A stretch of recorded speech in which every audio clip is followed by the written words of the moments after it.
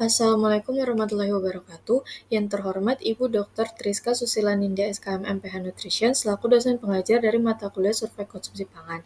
Perkenalkan, saya Kayla Syifa Amrullah. Di sini saya akan mempresentasikan hasil literature review mengenai metode IECF. Yang pertama yaitu pendahuluan. Metode IECF atau Infant and Young Child Feeding digunakan untuk menilai apakah praktik menyusui dan pemberian makan pada anak usia 0-23 bulan ini sudah sesuai dengan rekomendasi WHO atau UNICEF.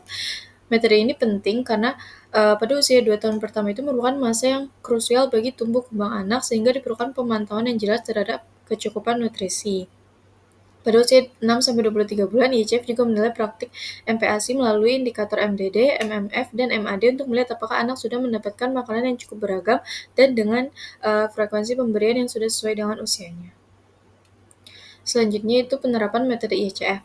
Pada penelitian Infant and Young Child Feeding Practice Status and its Determinant in UAE, result from the MISC cohort yang dipublikasikan pada tahun 2025 ini meneliti mengenai praktik pemberian makan bayi dan anak di Uni Emirat Arab. Penelitian ini dilakukan oleh Hasim menggunakan desain prospective cohort study yang diikuti oleh ibu dan anak sejak trimester ketiga kehamilan hingga usia 18 bulan. Metode ini dilakukan untuk menilai kualitas praktik menyusui dan pemberian makan.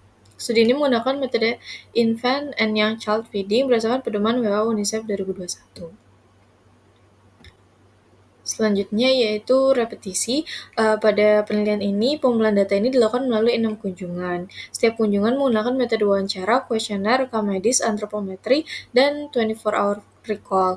Lalu untuk pengukuran antropometri dan data konsumsi anak ini dinilai berulang menggunakan 24-hour recall pada beberapa usia. Nah, selanjutnya untuk tujuan penelitian ini untuk mengetahui sejauh mana ibu mengikuti praktik pemberian makan sesuai rekomendasi IECF, lalu untuk mengidentifikasi faktor yang mempengaruhi keberhasilan penerapan metode ini, dan juga untuk menggambarkan hambatan apa saja yang muncul dalam praktik pemberian makan. Nah, untuk jumlah sampelnya ini, sampel berjumlah 167 ibu dengan rentang usia 19-40 tahun.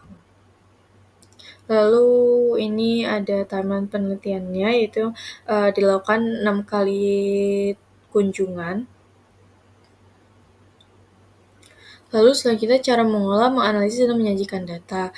Data pada penelitian ini didapatkan dari kuesioner, wawancara, recall, dan rekam medis yang kemudian dikategorikan sesuai indikator IECF, yaitu MDD, MMF, dan MAD. Nah, analisis ini menggunakan Stata 26 dengan variabel kategorik disajikan dalam frekuensi dan persentase. Nah, untuk hubungan praktik IECF dan faktor ibu ini dianalisis menggunakan simple dan multiple logistic regression. Lalu untuk variabel dengan P kurang dari 0,2 akan masuk analisis lanjutan untuk memastikan kuatnya hubungan. Lalu untuk hasilnya sendiri disajikan dalam bentuk tabel dan grafik perkembangan indikator IECF berdasarkan usia, yaitu 6 bulan, 12 bulan, dan 18 bulan. Selanjutnya untuk hasil penelitian yaitu praktik IECF di UEA ini belum optimal dengan EBF atau exclusive breastfeeding ini hanya 39,7% dan mixed feeding masih tinggi yaitu 45,2%. Lalu untuk continued breastfeeding ini menurun seiring bertambahnya usia anak. Lalu untuk indikator MMF ini sebagian besar terpenuhi tetapi pada indikator MDD dan MAD ini masih rendah di beberapa usia. Lalu untuk konsumsi UMF atau menghargai hasil dan minuman manis ini cukup tinggi dan meningkat pada usia 12-18 bulan. Lalu untuk faktor ibu seperti usia, pendidikan, pekerjaan, dan faktor anak dan persalinan berhubungan juga dengan capaian dari indikator IECF dan pola konsumsi. Lalu untuk validitasnya, indikator IECF ini digunakan karena memiliki definisi yang jelas dan terstandar dari WHO atau UNICEF. Lalu untuk data responden seperti BB, PB, riwayat persalinan, catatan kesehatan ini diambil dari rekam medis sehingga hasilnya akurat. Lalu untuk wawancara ini dilakukan secara tatap muka untuk memastikan responden memahami pertanyaan dan untuk mengurangi adanya misinterpretasi.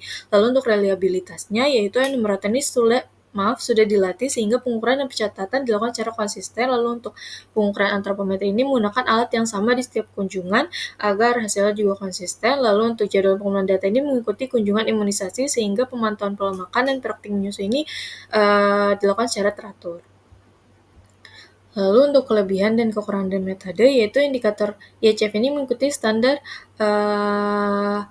WHO atau UNICEF untuk kelebihannya sehingga hasilnya valid dan dapat dibandingkan lintas negara. Lalu untuk desain penelitian yang menggunakan prospektif cohort ini dapat meningkatkan akurasi karena data dikumpulkan berulang. Lalu untuk penggunaan 24-hour data recall ini dapat memudahkan untuk mengukur konsumsi anak. Lalu untuk data recall dengan digabung dengan rekam medis dan antropometri maka hasilnya akan lebih menyeluruh dan akurat. Lalu untuk kekurangannya sendiri, sampel pada penelitian ini hanya diambil dari 3 wilayah dan hanya untuk ibu keturunan Arab sehingga kurang mewakili populasi dari UAI. Lalu untuk recall 24 jam ini hanya mencerminkan konsumsi 1 hari dan tidak selalu melaporkan pola makan yang sebenarnya. Lalu ada juga beberapa data yang hilang karena ketidakhadiran ibu pada beberapa kunjungan tertentu.